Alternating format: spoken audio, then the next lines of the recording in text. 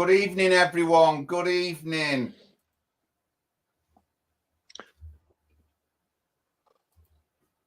Welcome to the show. And guest tonight, we've got our Lee on. I'll show you Lee's video after about housing a leisure area in Bedford. But first of all, I want to just catch up on the Manchester Airport incident.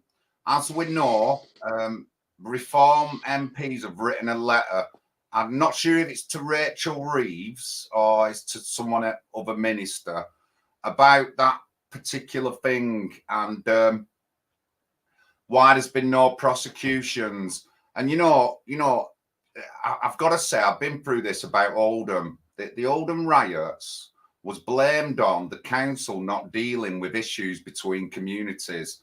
Now, if this issue doesn't get dealt with at Manchester Airport, what's that gonna say to the white community in Manchester, and what's it gonna say to the Pakistani community in Manchester? It's going to set to one set of community that you can smash anything up, you can beat anyone up you want, and there's no charges. And then to the other section of the community, to the white section of the community, you better shut up or we'll just arrest you for doing a Facebook post about it and things like that. Now, it's so lucky that Andy Burnham cancelled his Mayor's question time the other week, because I was going to bring this up in the question time. And normally we have chief constables there. And I'm just not going to let it rest, guys, because how can it be right that that goes on and then nothing gets said and stuff like that? Now, I want to just go to Lee. Can you just repeat what you said about your security mates and how they would behave and stuff like that? Yeah, so we've got a couple of ex-SIA registered like ex-security guards working on the building site. They've had enough of it. It's getting too violent. And they said the first thing that my mate Craig said was, how the hell is the guy getting that close to him? Because when you're wearing the stab proof or the bulletproof vest, that's attached to you. Yeah, you can't, it's not like you can just slip it off. So the minute someone grabs hold of that, they've got hold of you and they can drag you around in any direction. It's, well, how does he let him get that close to him? And then all of a sudden they're moaning about, and everyone's complaining about that guy's reaction about 2 or 3 minutes later. I think he showed more constraint than I could have. But that's probably why I'm not a police officer. But you couldn't, honestly, if you did that, to someone in the street, just an average person, you'd be arrested. If you did it in the pub, you'd be arrested. How the hell can you do it in an airport, which I'm pretty sure the law in an airport is maritime law, isn't it? Or similar. The law is different in an airport. Like they can hold you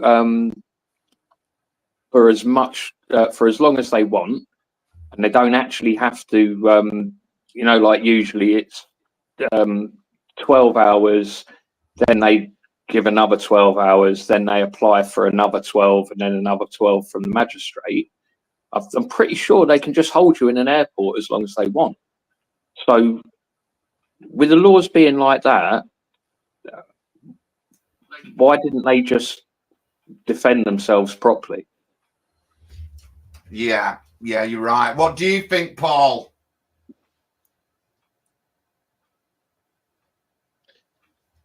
I think we're losing equity in our society.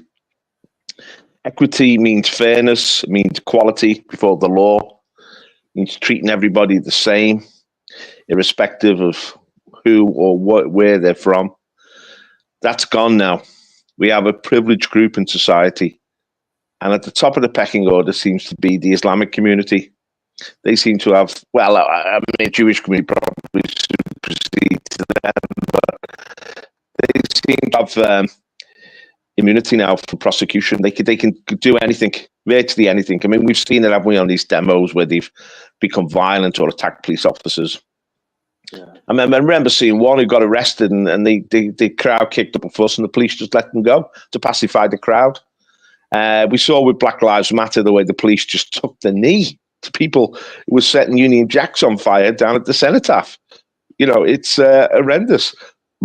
But it's going to get a lot worse under Keir Starmer. People talk about two-tier justice. I mean, some of those people in the riots following the murder of 3 young girls in Southport by an African of Rwandan ancestry. Some people who simply raised their voice against the police are now in prison. And they was fast-tracked. There's a guy got 9 years for petty offence at these riots. Many of them have got 2 or 3 years in prison. An old guy saying, I'm British, he got 3 years in prison for being there, just for being present. But this was a vicious and brutal assault on the police officers by what may well turn out to be a criminal gang. But the police wanted to search their luggage. I mean, if there was drugs in there, obviously they wouldn't want it to be searched. But I think there was a diversion to try and get the police break the scent and distract the police. And in this diversion, a policewoman, was it? Did she get headbutted in the nose? Who got her nose broke? I mean, if these were lads from Manchester or Liverpool, normal Scousers or Manx, they'd be looking at 5, 6, 7 years in prison now. They'd already be banged up. There would have been no hesitation at all. But they played this card. I don't know what you call it now. The I'm not British card or whatever. I belong to a privileged religion card. But these people are being treated with kid gloves. They were allowed to go on TV, justify themselves, and the actual evidence of their brutality was suppressed until it actually came out, because this is the wonder of X. Everything comes out on X now. It's not censored. And we know how brutal their attack was on the police. In any other circumstance, in any other place, the police would have come down them like a ton of bricks. And the law courts would have had them. They'd be banked up already now to be serving lengthy prison sentences. But they mobilised. Don't forget, there was a protest at the police station. The local community was mobilised in support of them. They became the victims. And this is what we're seeing in this two-tier justice we have and two-tier policing. The culprits, if they belong to particular communities, now can claim victimhood straight away. Everything's turned on its head. Black becomes white, white becomes black. It's absolute madness. And of course, as we know, this level of generosity is not shown to the indigenous population. If we even speak out against these things, we're made to feel like we're culprits and we're in danger. The police are targeting us. I mean, I'm speaking out now. I'm just being practical and logical about it. You don't know if the police are taking notes, if they're building up a case against you. And this is what Keir Starmer did when he was at the CPS. I mean, I was prosecuted 3 times when Keir Starmer was at the CPS over petty nonsense. I was given horrendous charges and simply for expressing an opinion. And I ended up in Crown Court cases, 2 Crown Court cases. But I was, vindicated in all 3 cases that I faced. In one of the cases, the police dropped the charges. When I went in and simply questioned why the police are flying the so-called gay flag above a police station, I was arrested for that and locked up for 6 hours and charged. But the police just lied through the teeth about the whole thing, and I exposed them and they dropped the charges. This is the thing. The police are complicit in this now, you see. The police is being the same people who run the Labour Party, who run the legal system, are running the police. And it's a political agenda. It's not the old style coppers that we were used to. Law and order, serving justice. No, they're pushing a program of social engineering. This is all part of the replacement agenda that Labour are going to fast track now. They want the indigenous people of this country, the white people, if you like, but also mixed race people and other people. They want these people to be on the defensive now, to be pushed back and to take ground from them. And they're bringing in people from Nigeria, from Romania, from the Middle East, from the Indian subcontinent, from alien places, and these be given immediately a given privileged status within our society. And it's such numbers that it starts to impact the whole of society. I'm talking about now allocation of school places. I'm talking about availability of housing, any housing, not just social housing, private housing for rent. I'm talking now about your position in the NHS queues, where how quickly you get an operation. Everything is being impacted. And also the benefit system. And the Labour government, obviously, if they're going to privilege one group in society, they've got to disprivilege another. And the group they're really picking on is not white men or whatever. It's pensioners. Pensioners are going to be raped by this government. They're going to be raped. They're going to see all the assets that they built up and through their lives are going to be stripped away from them because they're sitting ducks. And the Labour Party, they're going to do it by stealth. It's going to be hidden. It's going to be slice by slice, and then it's going to be hammer blow by hammer blow. But they're going to strip the wealth off the pensioners that the pensioners have accumulated through the hard work, and they're going to give this wealth to the newcomers, the arrivals from the third world. This is their agenda. This is the replacement agenda that's unfolding before us. And people don't believe it, but it's happening, and it's happening rapidly. John? Well, Paul, a couple of points you said there. You said like the British system, and everything. But I just want to go into what David Lammy said about reparations. We demand it. We demand it, he said. That's what he said. We. What do you mean, the British people, or do you mean the country where your parents are from? Honestly, and when you see that, you see what's happened at Manchester Airport. Looks really lost already. It looks really lost already. I've got to say it. And but no, the police aren't the police no more. They're politically driven. The Labour Party in Manchester tells them what to do. Now, apparently, it was a top cop who knew what was going on, who just put that bit of evidence out where it shows him lightly stamping him, right? And, they weren't going to put the rest of it, they weren't going to put no other evidence out. It was all geared up to brand the policeman, brand everyone white, far right, and all that lot, and hopefully flame racial tensions like it did. And, like I said, all these things that are going on happened in Oldham in around 2000, which brought the BNP, the National Front, and all that up to Oldham. Now, people always go on about, they came to Oldham because of the failure of the council, Paul. If the council would have dealt with these issues, that we wouldn't have got all these groups coming up. It wouldn't have been as on fire, if you know what I mean. It just wouldn't have been. But they never did. And then everyone from around the country came to Oldham. The year 2001 or 2002 were madness. But again, by doing that, the media and everyone else can flame the far-right rhetoric. But they only came because our council's failures to deal with these issues. And that was stated in the Ritchie report. I'm not saying this.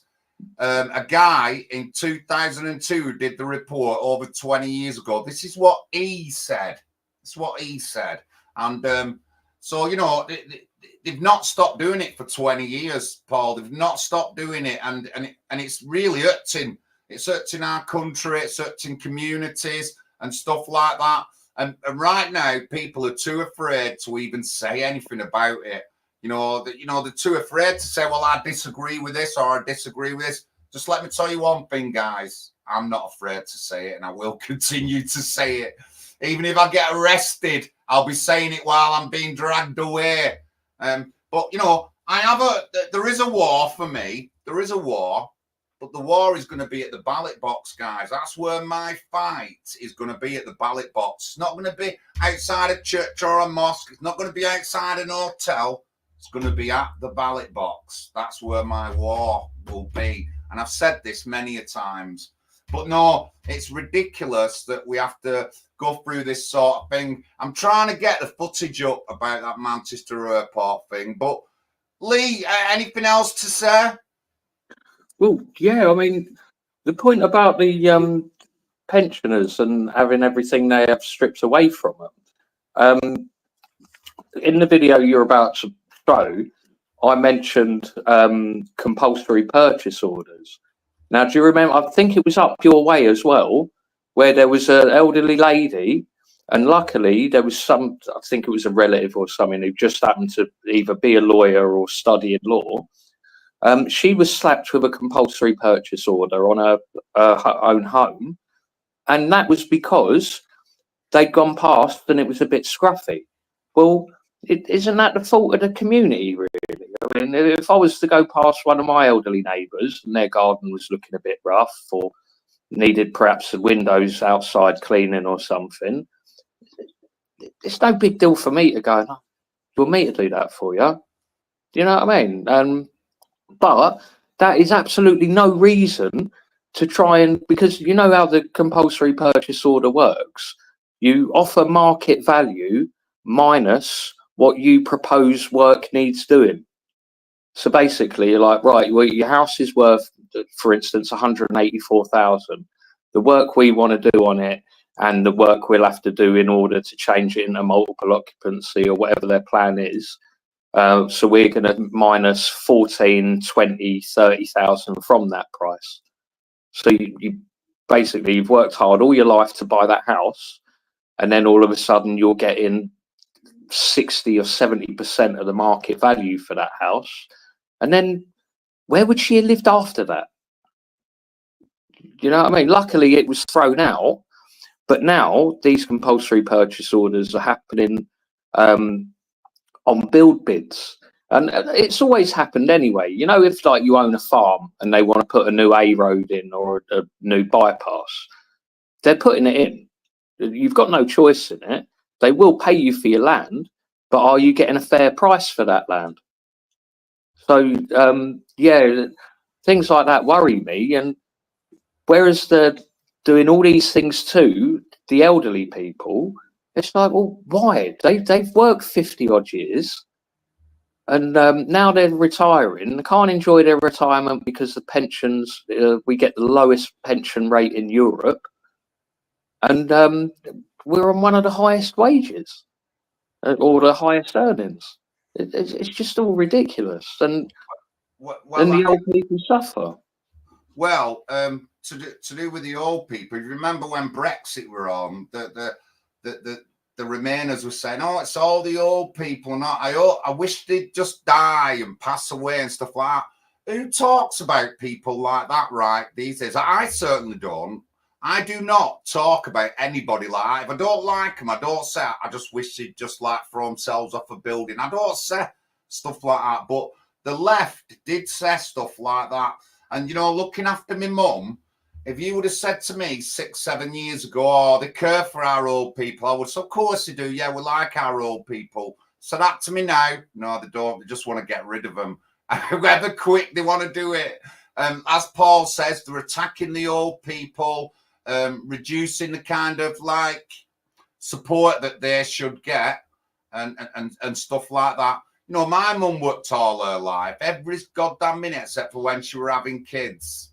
And she worked at practically the same place all her life, and she paid her taxes just like anyone else. She deserved to be looked after.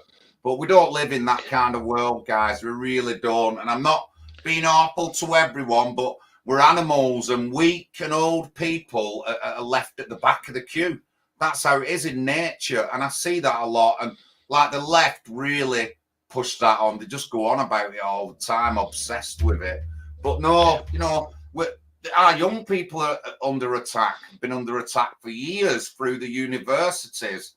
Our old people, so it's taking out both ends of that thing, and they're breaking up the family unit, which takes care of everything else. They're erasing our Christian identity as well, you know, and stuff like that. It does look bleak, guys. It really does look bleak, but it's not. It's not bleak. This is just what we see. We can change things, and how I want to change things is running local elections. How I want to change things is talk to people at the door about all these issues. You know what I mean? I don't want to just talk to people at the door just to get the vote and talk about like socialite issues. I want to talk about everything, whether you've got a conspiracy theory. One guy said to me, how far down the rabbit hole are you? That's what he said to me one time. He said, halfway, mate, that's as far as I'm going. I can see the bottom with my light and I can see back to the top, and I'm just staying there. But no, we do. We need to bring our communities, talk to people, build up our communities better, and look after our old geezers. But well, what you said earlier, John, about there's going to be a reaction to this because the resentment is building up. Yeah. There is so much injustice now. You're talking about pensioners, right? When they equalised the pension age, women immediately lost 5 years pension, went from 60 to 65 before they could claim. That was, for me, was a terrible injustice, because the people had paid in with the expectation they would receive it at 60, and no, they suddenly turned around and said, you're not getting it to 65. So they'd actually duped people. It was a fraud. And of course, we know now that the pension age is increasing, 66, 67. I mean, people aren't living as long as they used to. Have you noticed that? People are dying earlier now. The average age of death, instead of rising towards 82, is falling back now towards 75. So if they're not going to allow people to claim pensions to 67 and people are dying at 75, they've only got 6-7 years of pension. And this is people who paid in. They may have paid in since they left school. They may have paid in for 50 years plus, and they're going to get 7 or 8 years pension out of that. And it's going to be, as Lee said, it's one of the worst pensions in Europe. And of course, a lot of the immigrants who are coming in from the third world, who've never paid a penny into the pension system, they will get the pension. They will all get a full pension. So it's going to be hit. The pensioners are being hit. Now, Lee just exposed their compulsory purchase orders. They're going to explode because of this. They're going to have to build 1 million houses because the population's increasing rapidly with this massive uncontrolled immigration. Everything is going the wrong way. It's heading towards chaos, but people are conscious of it. People are talking about it. You've talked about a political comeback, John, on the doorstep and local elections. Well, last week we had local elections last Thursday across Great Britain, in Scotland, Wales and England, and the Labour Party got smashed in ward after ward. Their vote was down 20%. This is the early days. As their policies begin to bite and hurt people, and as people feel the injustice, there's going to be an increasing rebellion against this Labour government. And it's going to be seen at the ballot box. And it's not going to be the quiet voices that the people are going to turn to. They're going to turn to people who are really going to speak the truth with guts. I mean, Reform didn't stand in all these by-elections because they're still building up their base in local authorities. So, I mean, it's a top-down party, Reform. It was created simply to stand in parliamentary elections. But given the success they've had, 4.5 million votes, they're now building up a local party structure across the country. How competitive they'll be? They're going to do well, but they did well in Scotland, surprisingly. But 25% the first time in Scotland stood an award. That's a phenomenal vote in Scotland. They're also building up quite a base in Northern Ireland. But whether they're prepared to really address the issues that people are facing, they're going to have to be more outspoken and more radical. But there's people are turning away from the Labour Party. The way the Labour Party are attempting to counter this is they're going to inflate the public sector. This is, you see, they talk about investing in the public services. It's a complete con. They're just going to waste billions building up the number of people employed in the public sector. When the Tories came into power in 2010, they sacked 1 million people from the public sector virtually overnight because they said they were doing non-jobs. Labour love to put their people in non-jobs in the public sector. That's their constituency. Jobs for the boys and girls. And that's what they're going to do in the NHS, in local government, in education. They're just going to saturate these sectors with their people, pay them nice salaries, and claim they're investing in public services. The public services will actually get worse. And we'll notice this. And of course, as we said earlier, they'll be skewed against the indigenous population of this country. They'll be skewed toward our replacement population, which is coming in. So it's not a good picture ahead. Now, can Labour get away with this?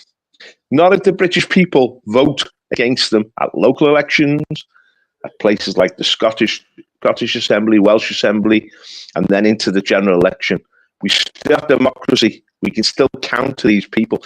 We've got to get out and vote. We've got to mobilise. That's what the National Housing Party is about. It's about connecting with people at local government level, mobilising people to vote, and then getting councillors in who can expose the corruption of the Labour Party, because that's what it is. It's a corrupt system. Now, there's another thing, the international context. There's a recession on the way. Everything is tight. Interest rates are still high. I mean, this Rachel Reid, the new Chancellor of the Exchequer, she's increased borrowing already significantly, but that is costing an absolute fortune. Can we afford it? No. And then she's going to have Trump. If Trump wins, he's going to be putting pressure on him as well.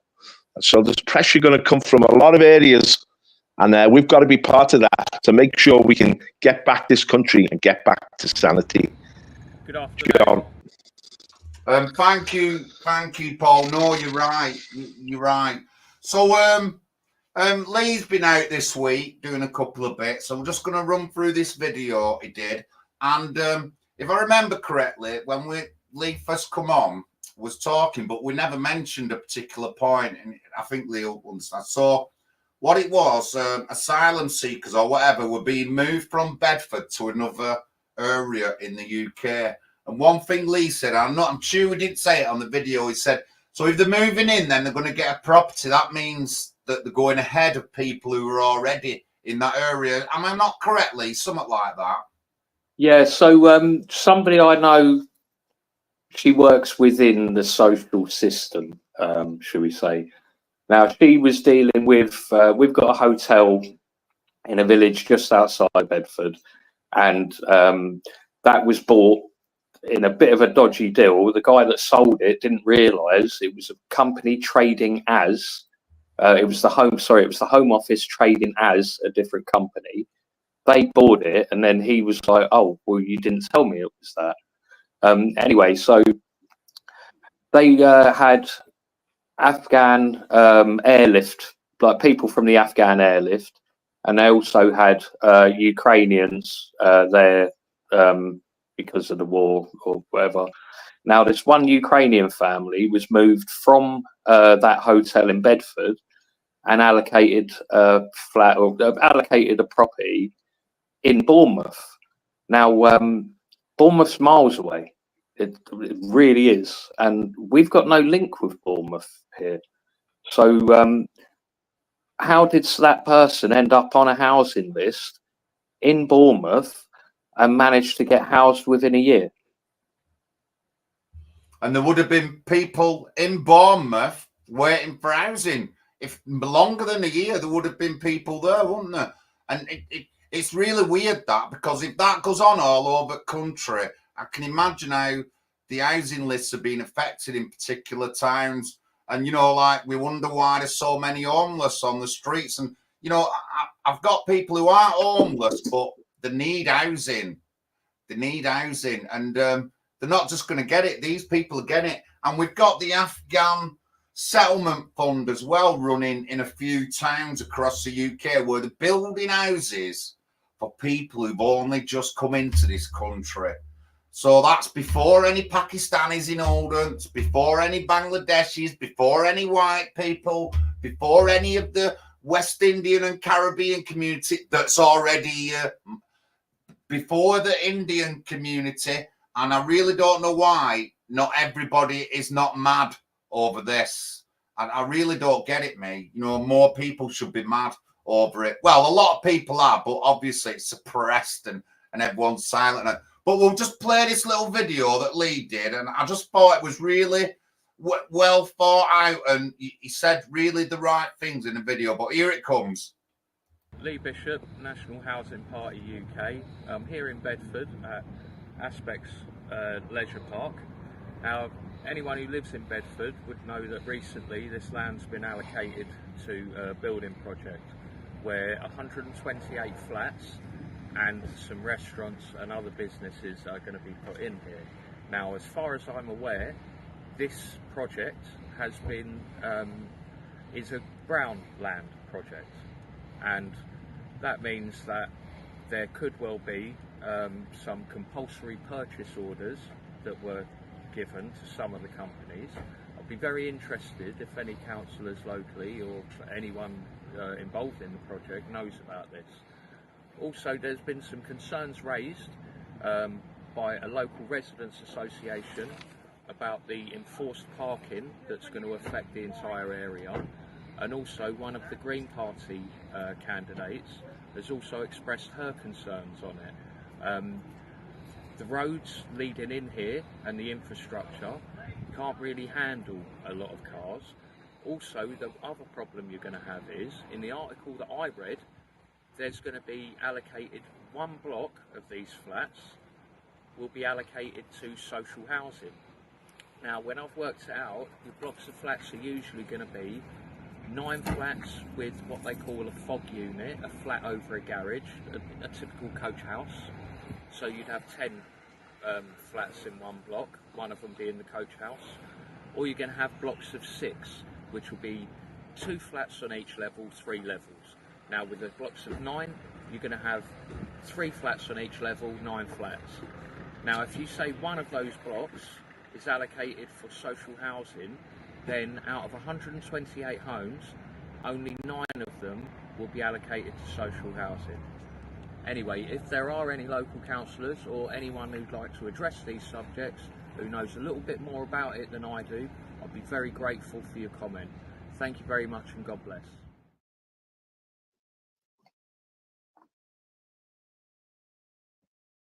It's just ridiculous, guys. It's just ridiculous that they're not dealing with building the houses. Pat goes on about the price of housing in London, and you were outside a block where they were £1 million thing is, I've heard this on other streams. I've heard lefties say it as well. That, you know, like someone said last night, a lot of our properties now are foreign owned, and a lot of them don't even live there because it's an investment for them and stuff like that. And you're just like, yeah, everyone's homeless. No one's got anywhere to live. You know, you just couldn't make it up. Good video, that, Lee. Really, I'm well impressed with that. I was. You know, you did the right things. You did the calculations and worked out how many social housing flats would be. And if I lived in that area of that leisure centre, I'd be fuming, me, if I had a family and stuff like that, thinking what they're doing, you know. Well, they've also got plans in another part of Bedford. I'm not sure whether it's going to go through though. They're building a Universal Studios theme park thing, and the area where it's going in is on a building project that I was working on about a year ago, and the houses there are pretty steep anyway. Well, you put a Universal Studios theme park in there, those houses are going to skyrocket in price, probably devaluing the houses that are already 10, 15 years old in the area. And it's just getting silly. Why allocate such a big parcel of land, because a theme park is huge, without considering building some houses there? But it just seems all about profit, and it will take 10 years to build. So, you know, it's I can't see it happening. But yeah, that place on the video, I should have filmed it really. But as you're driving out of there, so there's like a one way in, one way out. And as you're driving out of there, there's, must have noticed 12, 13, 14 repairs in the tarmac just as you're leading out there. Now, with restaurants, you're going to have 7.5-ton lorries delivering to them, you know, breaks or whatever catering company's delivering there. It usually turns up in a 7.5-ton lorry. So you're going to have them going up and, you know, over this already smashed up road. Obviously, they're going to re-tarmac it and re-level it and that, but they're just going to end up, I mean, the writing's there on the wall already. You look at the floor, you can see all the repairs that have been done to it. And then you're like, well, if you resurface it a couple of years down the line, you're just going to have the same repairs being done. And the local people, the area around it, it's I wouldn't say it's affluent, but it's reasonable. You know, it's a nice area. And then they're going to have parking enforcement around there, which basically means like you're going to have trouble parking outside your own house. And it's just getting ridiculous. I actually, just a quick funny thing, when I got home after making that video, sort of made me dinner and everything, and then I thought, well, actually, I've mentioned the Green Party. She's actually the councillor for that area. I thought, well, I've mentioned her, so I looked it up, and I actually contacted her on Messenger, saying about it. And I think my mistake was, obviously, she's Green Party. On the last live stream we did, I mentioned about being concerned about them building over the Great British countryside.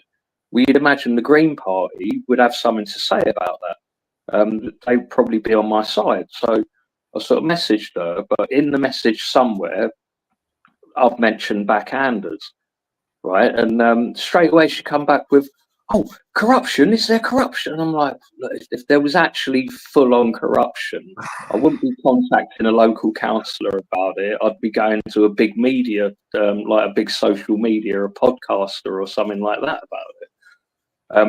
But yeah, it kind of completely lost my point. I was just trying to say to her about, you know, we're kind of on the same side here. What do you think about it? But yeah, all she seemed interested in was proving corruption. And I'm like, no, I said backhanders. I mean, the building industry would not work without backhanders. It's run on it. So I think the thing is with the Green Party, the Green Party is a pro-immigration party. They're in favour of mass immigration. The problem we have now is the population of the United Kingdom is exploding towards 70 million plus. The Labour Party have already weakened immigration controls. So more people are coming into the country. Certain communities are breeding at a rapid rate. So there's internal growth. And so there's a huge demand for new property, absolutely enormous demand. And the indigenous people are being pushed to the side. We don't seem to be registering that. We need a house to live in as well. The government think that we have some sort of magic wand and we can just create our own properties. But all this means there's going to be a lot of building, what you're talking about there, Lee, which is going to annoy a lot of established, settled communities. They're going to be faced with more housing, more cars, more shops, just more hassle. And it's going to lower the quality of life across this country. And it's going to irritate and agitate millions of people. And there's going to be a rebellion based on this. Because when British people find that their comfort zone is being eroded, they tend to push back. And they're looking for vehicles and voices to speak on their behalf. And that's where we come in. We need the National Housing Party to be a voice for the British people. I mean, it's brilliantly that you're involved in all this because you can give an expert voice on what these people are up to, because we've got to hold them to account. We've got to challenge them when they're doing wrong. We've got to represent local communities, settled communities who have not consented to their actual living being overwhelmed by what's happening. The government are not listening to the people, and we have got to be the voice of the people, and we've got to stop this government in its tracks. John? Yeah, we have. Yeah, we have. And Lee did the right thing. Contact the candidate. That's what we want people to do. If you've got an issue in your area, don't just write on social media. Email your council candidate. Since I've got involved, loads of people around Oldham have asked me for things, and I said, you need to contact your council candidate. I need some trees cutting down. Contact this independent, and they'll get it sorted out for you. And they contacted them and it got sorted out. Andrew, are you going on about Nick Tencorney? UKIP's Nick Tencorney. Is that how you going on about, Andrew? Just give me a big shout out there, Andrew. You're going on about Nick Tencorney, aren't you? I've met Nick, and let me tell you, so I got a phone call the day before. He wanted to come up and he wanted to go around Oldham and see how it is after we've had riots and stuff in 2000 and racial tensions. And I took him to Glodwick. I took him to Waterloo Street, the biggest Pakistani area. I took him up there. Honestly, I took him up. And but, you know, we wasn't there to cause trouble. We just wanted to film and talk to people. We didn't really end up talking to anyone, but we did get on film a guy saying to us, look, you can have something to eat, you can have your haircut, we'll pay for it, but you can't be asking questions and filming anybody. And, you know, it were nice about it. And then we left, so we was up there half an hour. So I'd never met the guy before, and we're on Waterloo Street in Glodwick within 20 minutes of meeting him. And it is a pretty dodgy area, I've got to say. It's a ghetto. It's a ghetto. It's a well-known ghetto area, but we still went up. But I like Nick. Because I like that he's shouting for Christian values. It's a long time since I've heard a mainstream politician or anyone, a leader of a party, shouting for Christianity like Nick does. So I like that. And maybe in the future, I'm sure he won't mind coming on the show. And stuff like that. We can have a chat with him. He is pretty looking fearless at the moment. I have seen him, and I give him respect for that. But he talks about Christianity a lot. And when he met me, one of the first things he said, so you like a Christian party? I said, yeah, we are. But I said, look, I'm not a committed Christian, Nick, but there is other people. But I do believe that, like, we need it in our society to bring our community and our family back together. I've always said that. So I've always felt, before I made this party, before I met Paul, before I met Pat, this is what I was saying to myself about bringing Christianity to rebuild our communities and stuff like that. Remember, the church isn't just a place where you can go pray. It's an old people's coffee shop. It's the free food hub in the area. It's got a kids club. It's got a junior school connected to it. So it's for the community, and that's what a church is. You don't have to just go to a church to pray. It just doesn't mean you have to pray. The church is a hub of the community. It's a hub of the community. But so I've met Nick, so I'm gonna message him and have a chat with him. Good evening, Marcus. Hope you're well. And thank you to everyone in the chat. Thank you very much. But yeah, you know, you heard Lee going on about the housing, and I like that video. That's the kind of video that his council need to see, and stuff like that. And well done, Lee, for contacting the Green candidate as well in the area. Don't shy away from talking to these people. You're going to have to. That's what I always say. You're going to have to. People don't like them and all that, but we've got to talk to these councillors. And I've spent 3 years talking to these councillors in not confrontational things, debating, supporting residents with their issues, asking questions, supporting residents over email and stuff like that. So that's what I've been doing for 3 years, besides knocking on the doors and delivering leaflets. And I'm enjoying it. They're not running the town right, but I can't just be hateful against anybody who is not doing something correctly. You can't be hateful. You've got to work with them. You know what I mean? And once they get to know me, they'll know the way I work and what I want, and accountability and responsibility. And not no mates rates within the council or anything like that. But it's interesting what you said about them backhanders. It's just the way that things work in construction. I'm sure it works like that in a lot of other aspects, but in my experience, it's even when we get an inspection on one of our building sites, we've got 2 offices, one for each division or each section. And when we get an inspection, they'll go to one office, they'll walk around their bit, then they'll come to our office, they'll walk around our bit. And it seems the only person that is ever successful in that is the person who's got the best coffee and the best biscuits in their office. I mean, even down to that, it's just, it's not corrupt. It's the way it works, and it always has done. Little favours go a long way.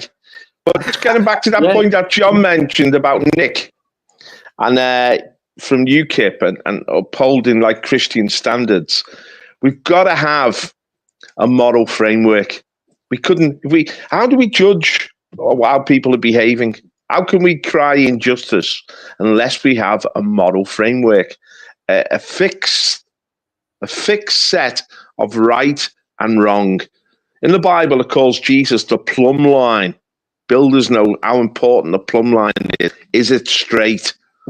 And Christianity is the plumb line. It tells us if something is straight, if something is being done the right way or the wrong way.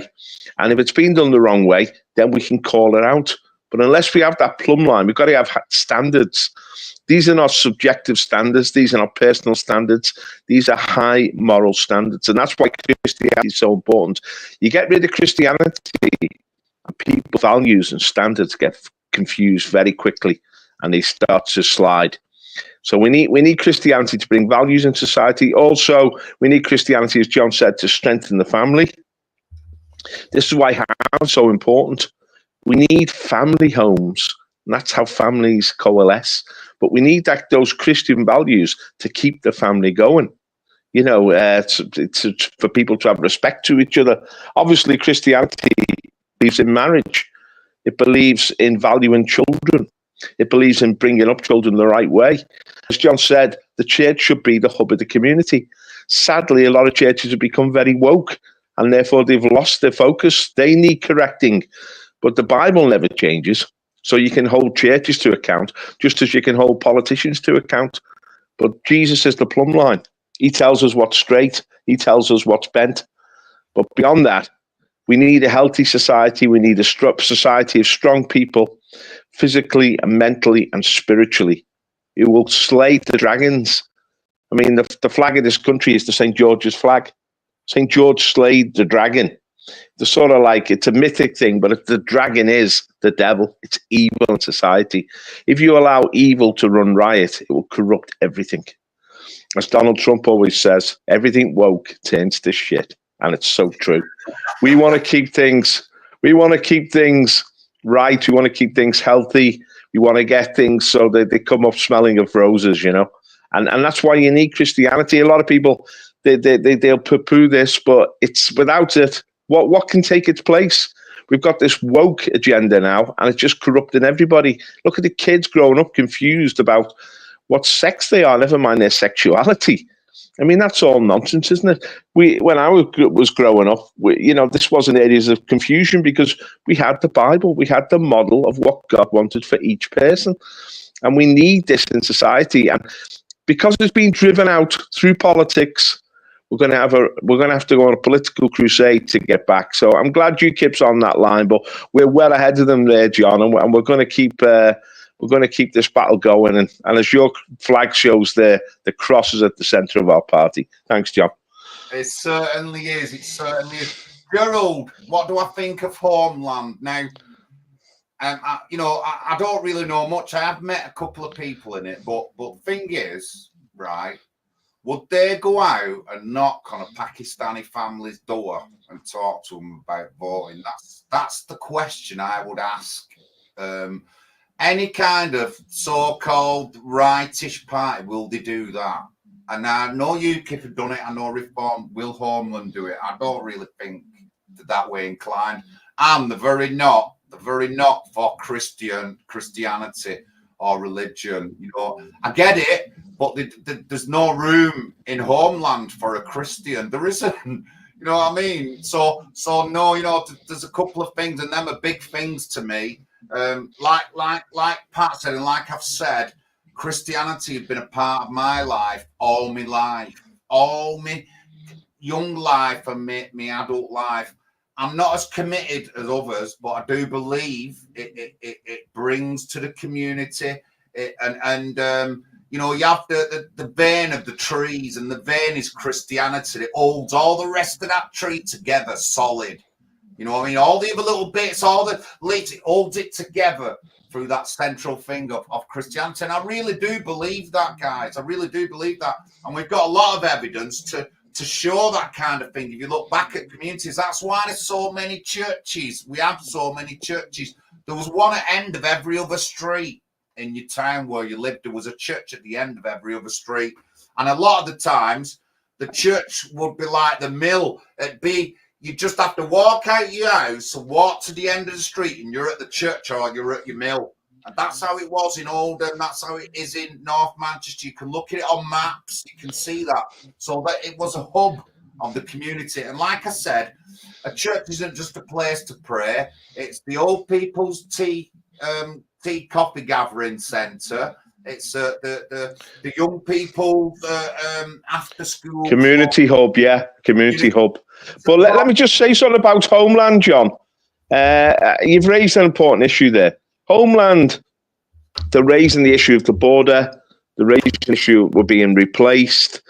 They're raising the issue of injustice in our society, and that's excellent. They do an excellent job there. But how are we going to redeem our society, really? What caused the downfall of Britain? It was 1967. The Labour Party, the Harold Wilson government, they legalised abortion. Since then, 12 million children, preborn children, being killed in this society. We've virtually lost a whole generation. They legalized sodomy, and we've seen perversion spread throughout this society. People get very confused about their sexuality. They legalized easy divorce, the breakup of the family. We've seen families just crumble. Whereas the Christianity encourages people to stay together. It says God hates divorce, encourages people to overcome their difficulties, to change their attitudes, to humble themselves. The Labour government says, no, just break up, forget the children. So the children became surplus, you know. A lot of children became part of broken homes. All this weakened British society. All of it came about because we lost our Christian ethos. And the church pushed back hard there. I mean, at the time, the Catholic Church was pushing back hard, but the Church of England, sadly, a lot of it was complicit in the moral decline of this country. We do need strong Christians to re-emphasize that Christianity is a very positive force. It's a health-giving force. It's a force to strengthen our society. And I think if Homeland took that on board, they would actually prosper. They would actually benefit from that. If they're just going along this hard line, sort of racial nationalism, it's going to be a tough road, guys. It doesn't ascend upwards. It's not just a battleground, and you just go from battle to battle. You'll get enemies left, right, and center. If you can ascend upwards, if you can show people a spiritual resurrection, a spiritual hope, you'll actually grow. You'll actually prosper. I mean, one of the reasons why MAGA have been so strong and tenacious in America is because the heart of MAGA is the Christian community of America. And they've given it that inner spirit that will not be repressed, which will not be defeated. Any Christian who has got God in them and has got that backbone can never be defeated. Even death can't defeat a Christian because he's got the victory in Christ. And that's what we need, that spirit of victory to overcome the world. So there's a little message, John, a little